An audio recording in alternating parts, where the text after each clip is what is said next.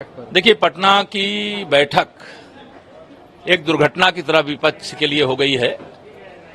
माननीय प्रधानमंत्री श्री नरेंद्र मोदी जी के नेतृत्व में जो 9 वर्ष का शानदार कार्यकाल है, जिसके माध्यम से देश 100 साल आगे बढ़ गया। विपक्ष के पास माननीय नरेंद्र मोदी जी के खिलाफ कोई भी नेता नहीं है। श्री राहुल गांधी जी विपक्ष के नेता हैं और जब देश की जनता को माननीय नरेंद्र मोदी जी और श्री राहुल गांधी जी में से किसी एक को चुनना होगा तो कमल का फूल और नरेंद्र मोदी जी देश की जनता ने पहले ही तय कर लिया है। यह विपक्ष की बैठक का निष्कर्ष मैं इतना ही कह सकता हूं कि खोदा पहाड़ निकली चूहिया।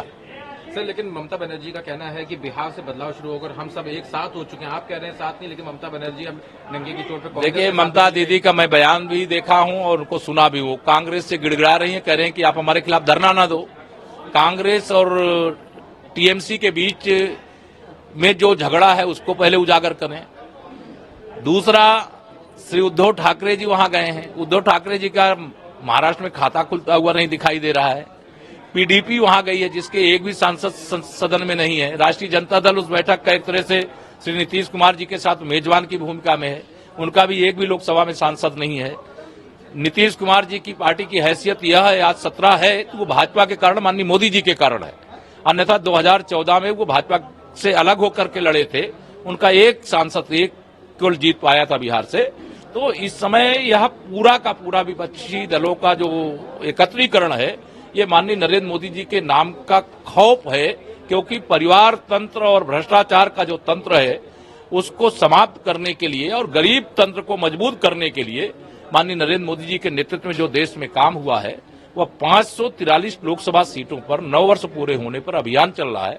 जितना भारी जन समर्थन मिल रहा है, उस जन समर्थन से विपक्षी बौखला गए हैं और हार सुनिश्चित मान करके स्क्रिप्ट तैयार कर रहे हैं कि अकेले किसी के ऊपर 2024 की हार का ठीकरा नहीं फूटेगा। कहेंगे वो गठबंधन में लड़े इसलिए हार गए, लेकिन मेरा विश्वास है अकेले भारतीय जनता पार्टी 300 से अधिक कमल के फूल खिला करके और गठबंधन के साथ हम 400 से अधिक सांसद जीत करके देश में फिर से माननीय नरेंद्र मोदी जी के नेतृत्व में सरकार बनाने में सफल होंगे और विपक्ष का कोई भी गठबंधन भारतीय जनता पार्टी का गठबंधन का विजय रथ नहीं रोक पाएगा। खड़गे ने प्रेस कॉन्फ्रेंस में कहा अगले महीने फिर से हम मीटिंग करेंगे और उसमें इससे ज्यादा दल शामिल होंगे। ये तो स्पष्ट है कि 25 जून को अगर आपातकाल दिवस है और आपातकाल के खिलाफ आंदोलन से जो राजनीतिक दल तैयार हुए, स्वर्गीय मुलायम सिंह यादव जी की आत्मा श्री अखिलेश यादव जी को माफ करेगी? वो कांग्रेस शरणम गच्छामि कर गए। लालू यादव जी जिस कांग्रेस के खिलाफ साथ तो वो थे, लेकिन नीतीश कुमार जी का उदय ही कांग्रेस के उस आपातकाल के खिलाफ हुआ, पटना से हुआ। क्या जयप्रकाश नारायण जी की आत्मा उनको माफ करेगी? डॉक्टर राम मनोहर लोहिया जी की आत्मा माफ करेगी?